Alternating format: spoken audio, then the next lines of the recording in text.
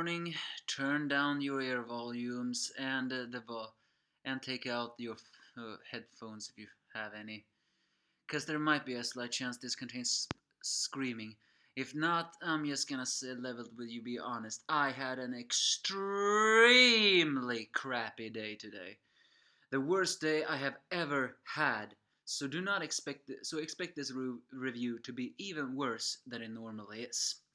Yes, this is the One Piece chapter 879, and I am the angry, very angry anime fan, the Despair reviewer. First, funny cover page. Apparently, the end of the engagement ended up with Sai being beaten to a bloody pulp, and of course the father of the Shichilicia saying to Don Shinjao that he must pay for the engagement.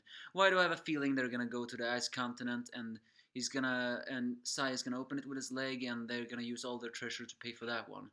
Wouldn't that be all? Either way, this chapter is all about despair. It is only despair. It is the most despair chapter I have ever seen, and for someone who had a crappy day today, that was the last I wanted to read. It is basically the Strawhats are in mourning. The only one who is not in mourning is Jinbei, but that is not because he is cold here. He is actually making a valid point. You can argue a bit that he is being too harsh, but most people will actually say that he is the only one who is in the right here.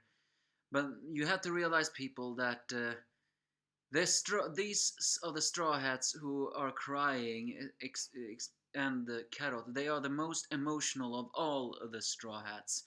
To them, losing a comrade is worse than anything death.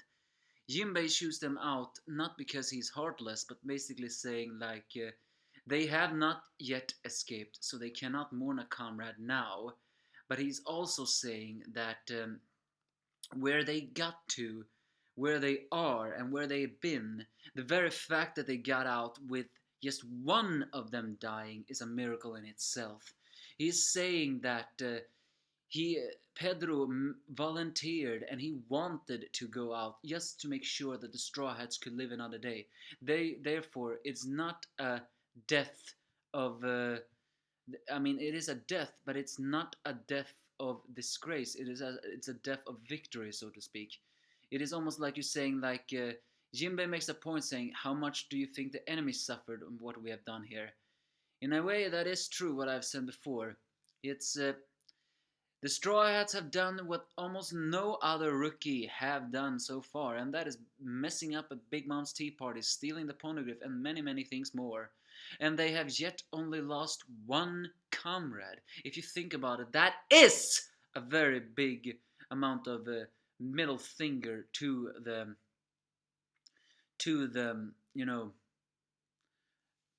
Big Mom pirates. Still, I do not like the fact that Pedro's life had to be sacrificed for that.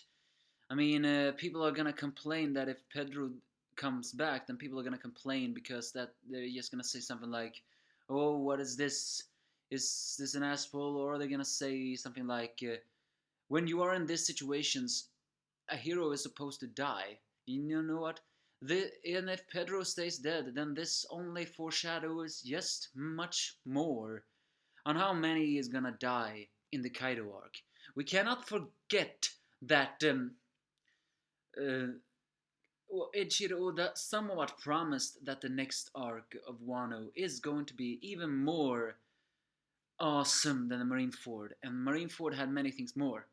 So Jinbei shoots them out by saying that they need to press on and find a way to survive. Luffy is in the mirror world fighting off against Katakuri, a guy with over 1 billion in the berry bounty. And the Big Mom is chasing them, because yes, he is chasing them. They cannot let down their guards because they're not out of Big Mom's territory yet. They need to do that. With the results recovered, even from Carrot, she checks the place and sees that Big Mom is indeed chasing them. But she is chasing them in a very different way this time. This time she is walking on the water, or at least that we think. Turns out that Perospero has decided to join Big Mom and help her cross the ocean using his candy. In a way, I actually asks, how the hell does that even make sense? Because this is the devil fruit. How can a devil fruit like the peroperonomy possibly create candy overseas? Unless, of course, that sea is that syrup sea. Then maybe that makes more sense. So yeah, and it turns out that Perospero can indeed create a separate arm thanks to his peroperonomy. But he's also a guy who holds grudges because even though he survived that blast, he is still upset the fact that he lost an arm and the fact that the one who did that was a jaguar mink from who only had a bounty of over 3,000. So in that way, he suffered a very good disgrace. So he's going to go with Big Mom to punish the Straw Hats. Is that to imply that he's gonna be someone's opponent? Oh yeah, Napoleon. No, Napoleon is the only homie who is with Big Mom, while Prometheus and Zeus somehow is still on the ocean. And also, after finally a very, very, very long time, Pound finally comes back. Turns out he has boarded a ship and is actually sailing away from Totoland. And he sees his daughter Chiffon, but of course she doesn't see him. And the pudding is hiding inside the carpet of everything else.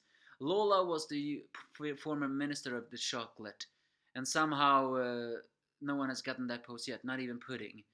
So with that, they finally, as Pudding keeps on having her split personality moments, they finally reach Chocolate Town, and they're not gonna do it.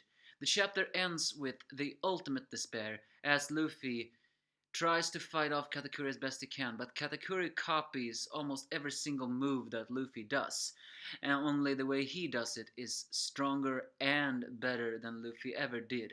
It is almost like he wants to show Luffy ultimate despair that in both speed, power, and ability, Katakuri is Luffy's superior.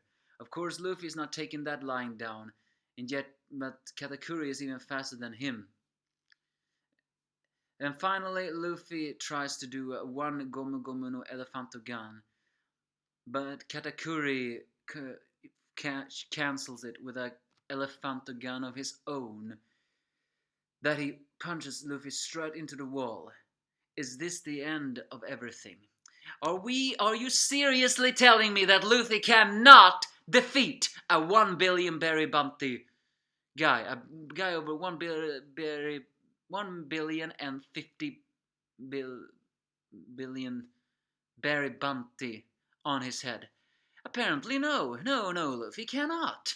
And yeah, how the hell is gonna defeat Kaido then? Huh?